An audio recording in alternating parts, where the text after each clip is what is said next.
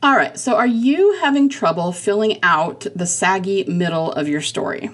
Does it feel really drawn out in the center, kind of boring, kind of hard to fill in? Are you worried that you're losing your reader or that the story just isn't good enough because you can't figure out what to put in that middle section? Well, if that sounds like you at all, today I'm going to give you 5 tips for how to fill out the saggy middle of your story. So stay tuned. Okay, so this worry about the saggy middle is one of the biggest complaints that I get. I hear people say it all the time. I hear authors worrying about it all the time, and they're always asking me, how do I fill in the saggy middle of my story? I know the beginning, I know the end. In some cases, they even know the big plot events, but how do they fill out the rest? How do they fill out either the center between the beginning and end, or fill in between the big plot events that they already have planned out? How do they figure out how to get from one to another? How do they transition, and what should be there, right? A lot of authors don't know how to make their book long enough because they only have the big events and it's not enough for the length that they're looking for. And others, maybe it's not so much about length, they just don't know what to put in their story. So what I will say first is that inside the Legendary Fiction Forge, I teach transformational human psychology. And if you use I call it THP for short, if you use that template for the way human beings go through change to fill in your story, it's like the ultimate storycraft tool, okay? Once you learn that, you'll never struggle with block or indecision or what comes next syndrome where your fiction is concerned. But I'm assuming that most people who are asking this are not inside the Forge yet and haven't learned about transformational human psychology, and it's not something that I can teach you in a 20-minute podcast episode. So, assuming that you have not gotten around to entering the Forge and learning that yet, hint, hint, hint, these are the tips that I would give you for helping to figure out what needs to go in your story aside from what you have already planned, okay? These are my top tips for how to fill out the saggy middle, or you can also use them to fill in transitions between whatever it is you already do have planned for your story, okay? Tip number 1. So maybe grab a pen or a keyboard or something to write these down. Tip number 1 is journal it out. This is my number 1 tool for figuring out what would be best for your story and what is most unique to you, okay? Let your mind wander and brainstorm what could possibly happen. Ask specific questions and then journal on them. So don't just probably ask, how should I fill out the saggy middle of my story? But start with something more specific between 2 events that you have and say, okay, this is where my character's at. This is what's going on. What should they do next? You see what I mean? Just kind of be specific about the questions that you're asking and journal on it. Please don't skip this. Journaling is really powerful and it will really help you figure out what needs to happen next in your story.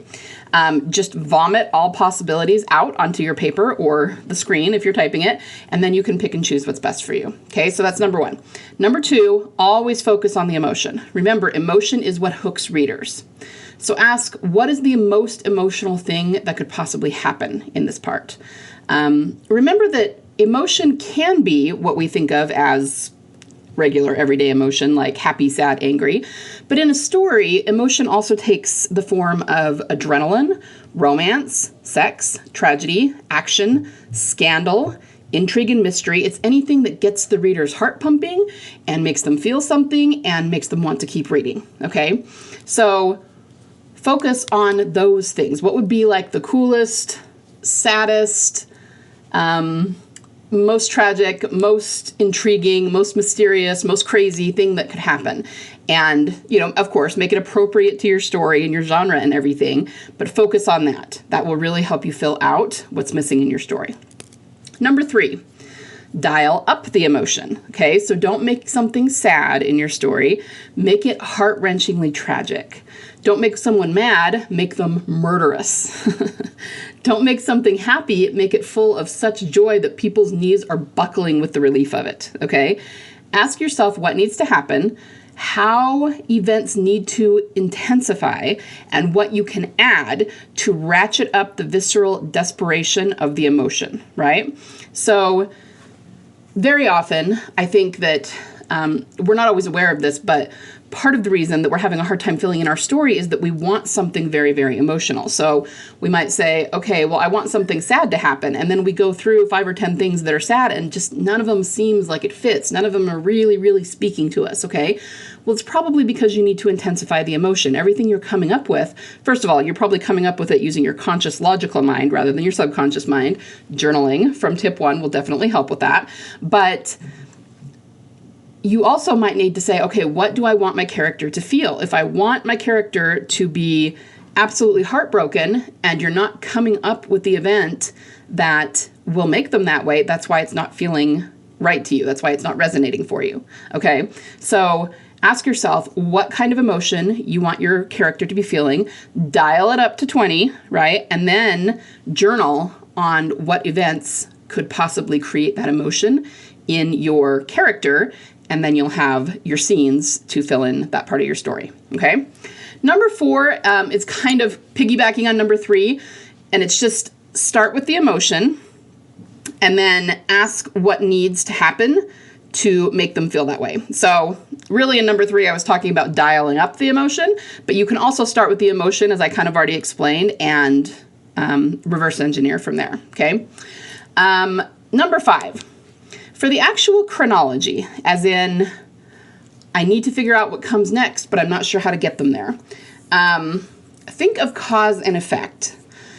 Cause and effect is something that most authors do not take very seriously. They'll say, oh, yeah, I understand cause and effect. But as long as it's fairly plausible that what happens next in their story could happen next, and there's not like a gaping hole there, beyond that, they don't really think about it too much. But one thing that I teach is that you need to be really meticulous with cause and effect, because cause and effect is how the end of the story is going to feel inevitable. It's going to feel like destiny for the characters because there's literally no other way it really could have gone, okay?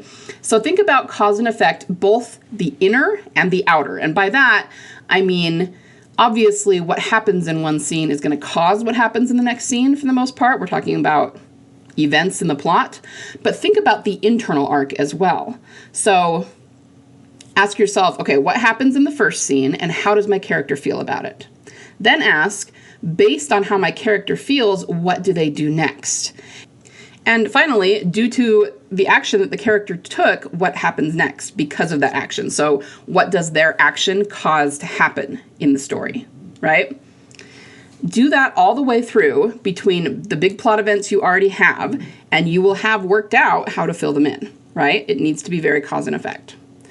So those are the 5 tips I have for filling in the saggy middle of your story, but I'm going to give you one bonus tip that really isn't so much about planning how to fill it in. It's more about writing the in-betweeny scenes. So I have people ask me, okay, but what if there's a scene that just isn't as exciting to write as other scenes? You know, it's something that needs to be there for logic's sake and for continuity of the story, but it's just not as exciting as, say, the climactic moment or maybe the romance scene or, you know, the action scene or whatever the case may be. Number 1, I don't want this to come out harshly at all, so I'm going to be careful how I say it, but not wanting to write a particular scene is actually a sign of inexperience in a writer. And the reason I say that is because, number 1, you'll get to a point where you really don't feel that way anymore and you just want to write your way through the story, and it's not going to bother you that much that some scenes are just bigger than others. And I'm not saying that you can't write them in a particular order, or if you're not very excited to write one scene, you can't write a different one first. I mean, that's fine, and everybody's process is going to be different. But I think you will get to a point once you've done enough writing that this doesn't bother you anymore. The other thing is that you need to focus on the emotion of the scene. I can promise you that if you are bored writing a scene, your reader is going to be bored with that scene too. So if you're not as excited to write it as you want, and believe me, I've been through that too. I have certain scenes, but I've learned to recognize it where I just go, ugh, okay, what is happening in this scene? But when I do that, I recognize that something's off, that I'm not very excited to write that scene. And what I do is I go examine it and I focus on the emotion. You have to focus on the emotion of a scene. If you're feeling bored, it's because there's not enough emotion being brought out in that scene. And again, if there's not, your reader's going to be bored, and you don't want that. You don't want to lose your reader because the scene was boring, right? So I'm not saying that every scene, every in-betweeny scene or bridge scene needs to be as big as the other scenes are. But if you focus on whatever little nuggets or nuances of emotion are in that scene, it's going to be much more satisfying for you, the author, to write. And by extension, it's going to be much more satisfying for the reader to read because you've focused on that nugget of emotion and that keeps them paying attention. All right. I promise if you infuse emotion and draw out and ratchet up the emotion in every scene that you write, you will never lose your reader.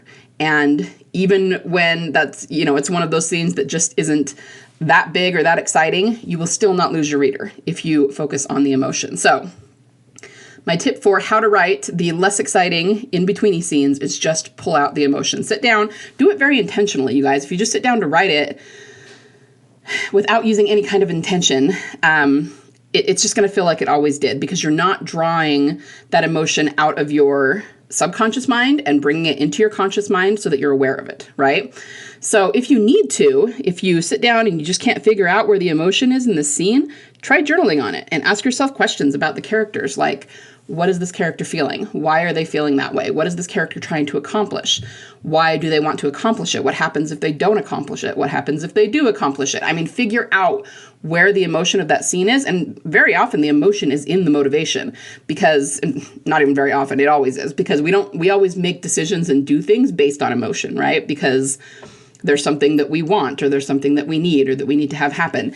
And so if you can figure what that is for the character and then bring it across on the page, you'll be golden.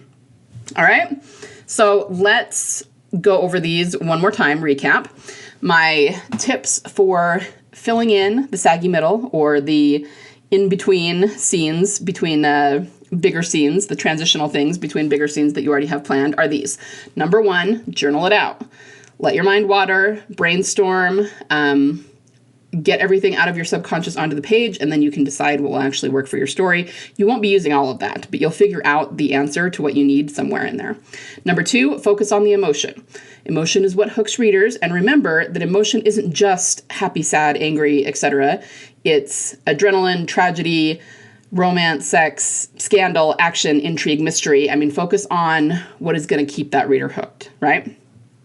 Number 3 is dial up the emotion, okay? Not sad, but heart-wrenchingly tragic. Make sure that the emotion is big, that it is visceral, that it's something that is deeply, deeply felt by both your characters and by the audience. Number 4, start with the emotion.